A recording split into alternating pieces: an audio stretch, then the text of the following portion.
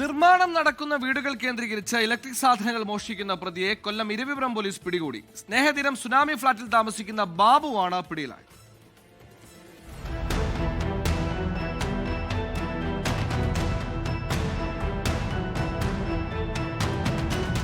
കൊല്ലം നഗരത്തിനോട് ചേർന്നുള്ള പള്ളിമുക്ക് പ്രദേശം കേന്ദ്രീകരിച്ച് നിർമ്മാണം നടക്കുന്ന വീടുകളിൽ നിന്ന് ഇലക്ട്രിക് വയറുകൾ മോഷ്ടിച്ച് മറിച്ചുവിറ്റിരുന്ന പ്രതിയെയാണ് പോലീസ് പിടികൂടിയത്. പകൽ നിർമ്മാണത്തിലിരിക്കുന്ന വീടുകളിൽ നോട്ടമിടും. പ്രതി രാത്രികാലങ്ങളിലെത്തി മോഷണം നടത്തും. സീലിംഗുകൾ തകർത്ത് കേബിൾ വയറുകൾ കൈക്കലാക്കുകയും പിന്നീട് ഇത് വിറ്റ് പണമാക്കുകയും ചെയ്യുന്നതാണ് ഇയാളുടെ രീതി. ഇലക്ട്രീഷ്യനാണെന്ന് തെറ്റിദ്ധരിപ്പിച്ചാണ് കടകളിൽ ഇയാൾ ഇലക്ട്രിക് വയറുകൾ വിൽക്കുന്നത്. മോഷണം പതിവായതോടെ നിരവധി പരാതികൾ പോലീസിന് ലഭിച്ചു. CCTV ദൃശ്യങ്ങൾ കേന്ദ്രീകരിച്ച് പോലീസ് അന്വേഷണം നടത്തിവരുന്നതിനിടെയാണ് തുടർ മോഷണ ശ്രമത്തിന് പ്രതിയെത്തിയത്. നാട്ടുകാർ ഇയാളെ പിടികൂടി പോലീസിന് കൈമാറി.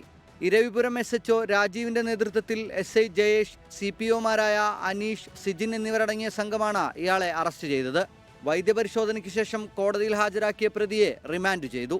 24 കൊല്ലം. ലോകത്തെവിടെയായാലും ഏത് സമയത്തും 24 വാർത്തകളും ഓഗ്മെന്റഡ് റിയാലിറ്റി പാക്കേജുകളും എക്സ്പ്ലെയിനറുകളും വിശദമായി കാണാൻ ഞങ്ങളുടെ YouTube ചാനൽ നിങ്ങൾക്ക് സബ്സ്ക്രൈബ് ചെയ്യാം.